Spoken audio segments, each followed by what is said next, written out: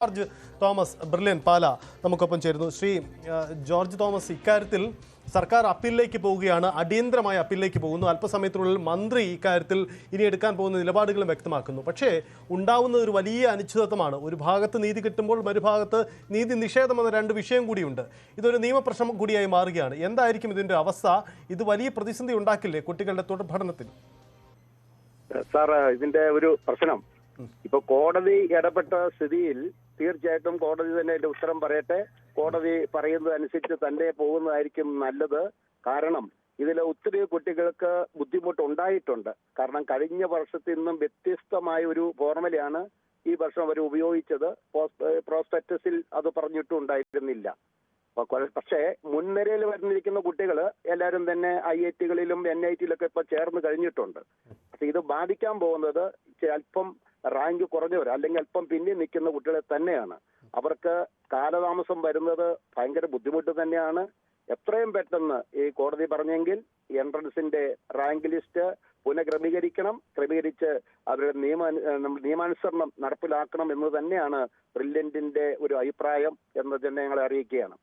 അങ്ങനെ വരുമ്പോൾ ഈ കേരള സിലബസിൽ പഠിച്ച കുട്ടികളുടെ വർഷങ്ങളായുള്ള ഒരു പരാതിയുണ്ട്, അവർ ഉന്നയിച്ച പരാതിയുണ്ട്. അതിന് പരിഹാരം കാണാനാണല്ലോ ശ്രമിച്ചത്. പക്ഷേ പ്രോസ്പെക്ടസിൽ അത് ഉൾപ്പെടുത്തിയില്ല എന്നൊരു പിഴവ് പറ്റിയിട്ടുണ്ട്. ഒരുപക്ഷെ കോടതി ഇത്തരത്തിലൊരു തീരുമാനത്തിലേക്ക് വന്നതിന് കാരണവും അതുതന്നെയാവും.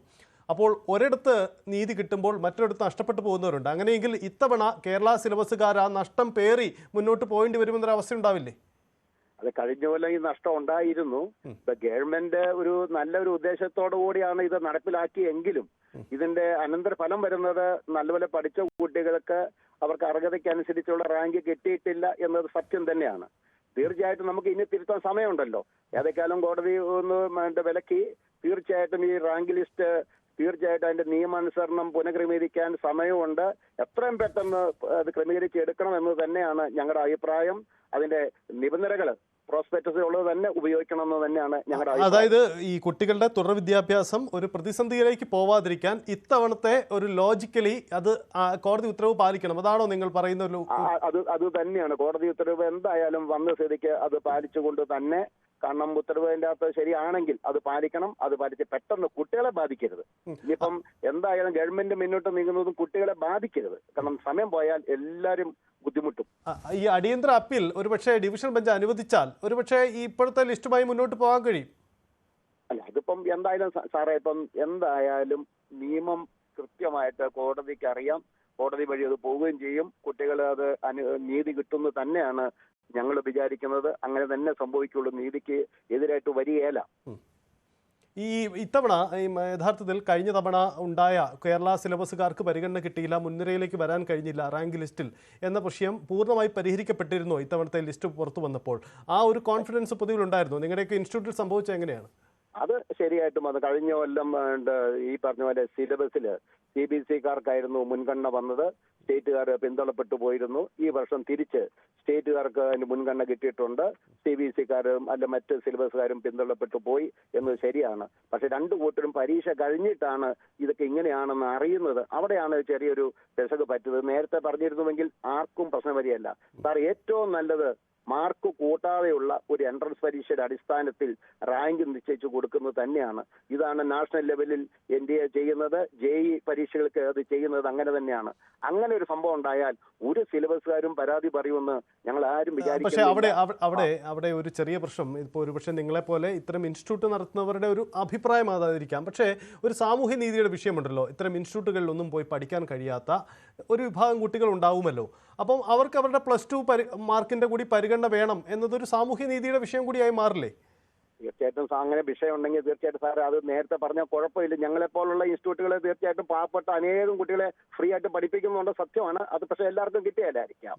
എങ്കിൽ പോലും അങ്ങനെ ഒരു സാമൂഹ്യ നീതിയുടെ പ്രശ്നം ഉണ്ടെങ്കിൽ മാർക്ക് കൂട്ടിക്കോട്ടെ. പക്ഷെ നേരത്തെ അത് പറയണം.